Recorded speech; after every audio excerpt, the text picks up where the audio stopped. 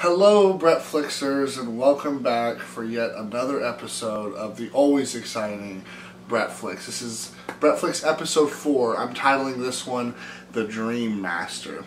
Now, as you can tell, I'm all set up. I have my one horror movie poster proudly displayed in homage to Wes Craven, one of the horror masters. And then I just have a Woody Allen poster. This is probably the second closest thing I have to a horror poster. It's not that I don't like horror, I love horror. It's just my posters aren't really horror themed all that much, which is kind of a shame, which I'm kind of embarrassed to admit that. But I guess that's one of the closest things Woody Allen ever did to a horror movie. But anyway, let's get started. I know I'm going to have to put the horror stuff to the side for now, because we are still doing our Albert Brooks-a-thon. And up next is one of his most memorable movies, Defending Your Life. Now, because of the nature of this show, because I do an episode, a couple episodes a week or something like that, time passes, and in that time, sometimes movies get removed from Netflix. Now, I committed to reviewing this movie all the way back when I did episode 1, and in that time, Defending Your Life has since been removed from Netflix instant streaming. Now, I'm going to stick to my guns. I'm still going to talk about it, because I think it's worth knowing about. It's worth going out of your way to find at a video store or get it online or something like that. Stream it, get the DVD, something. Excuse me, because it is that good. Defending Your Life is yet another comedy. All of his movies are comedies, and it is about Albert Brooks plays kind of a yuppie, and he dies in the very first scene of the movie. He buys a brand new car. First thing he does is run into a bus, and he dies instantly. And then he goes into the afterlife, and the whole premise of the movie is that when you die, you go into the afterlife and you go through a series of trials to defend your life.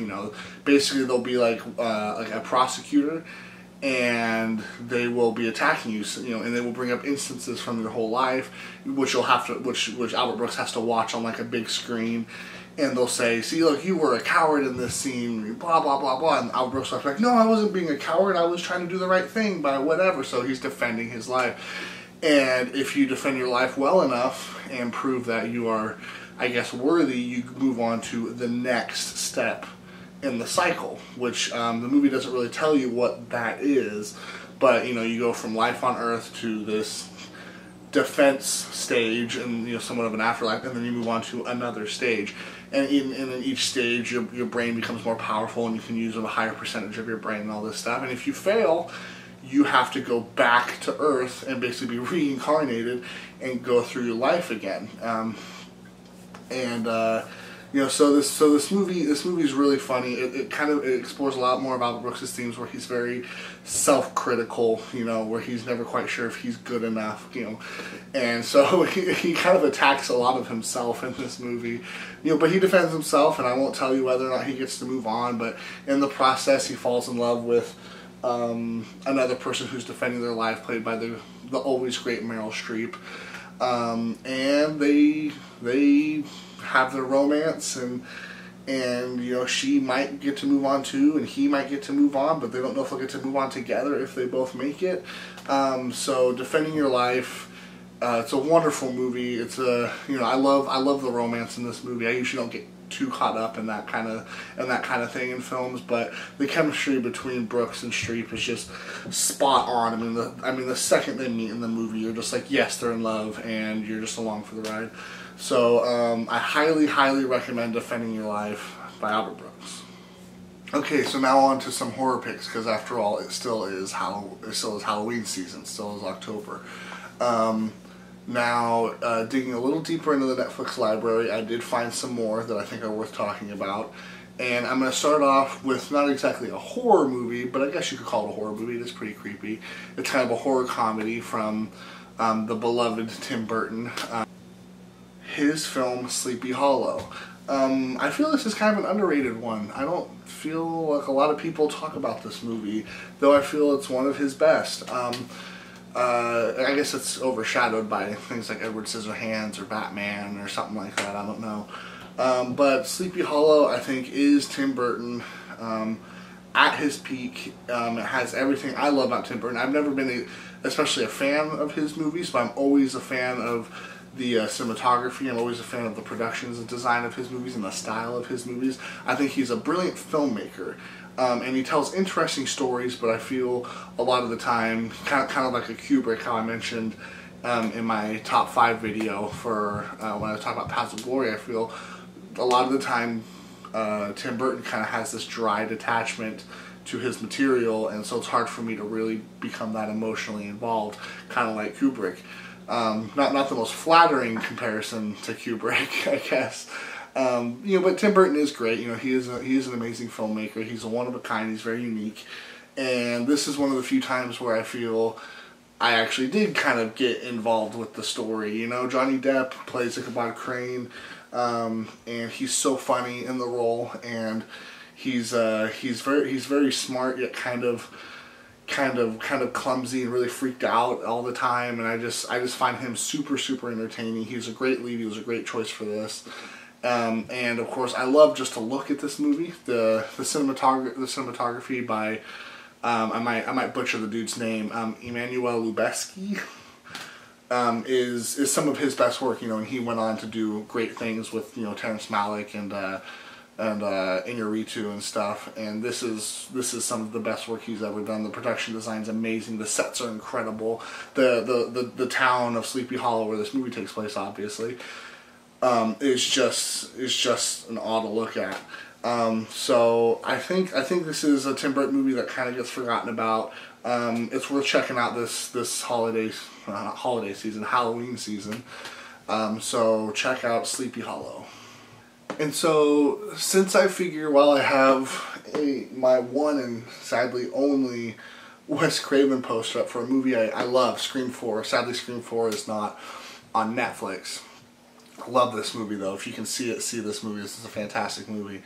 Incredibly underrated, and I feel incredibly misunderstood. Anyway, there is a Scream movie on Netflix. I wish it was the first one, but no, it's the second one. It's the only one that's on Netflix. It's just Scream 2. Scream 2 is a really fun movie. It's a good sequel. It has a lot more commentary on the horror genre, just like the first film did. I don't recommend seeing it if you haven't seen the first one. But if you have, or if you've seen these movies before, it's always a great one to revisit. So I was really glad to see Scream 2 is on Netflix, just because I love the whole franchise. I even love the third one. So if you haven't seen Scream 2, make sure you see the first one, and then watch the second, and then watch the third, and then watch the fourth. Obviously, watch the whole series. The whole series is brilliant. It's Wes Craven at the top of his form. He's a great filmmaker. He's a great writer. He's a very creative filmmaker and writer. He's giving you countless images that you'll never forget. Even if you haven't seen any of his movies, you can still look at Ghostface and instantly recognize it. You could look at the cannibals from The Hills of Eyes and instantly recognize it. You know, see things like The Last House on the Left, or even Swamp Thing. You know, the man's great. His movies are always very self-aware. They're very comedic, even though they are horror movies. They never really take themselves all too seriously. So, Scream 2, check that one out. While we are talking about Wes Craven, there is yet another Wes Craven movie on Netflix that you got to see. It is Wes Craven's New Nightmare, which is sort of a sequel to the Nightmare on Elm Street series. I guess technically that's what you call it, but that's not really what it is. In fact, it's very difficult to describe what this movie is, because the story is so crazy. It's so crazy. It's so unique. I don't think I could just succinctly describe it, and it's something you just kind of have to watch. But basically,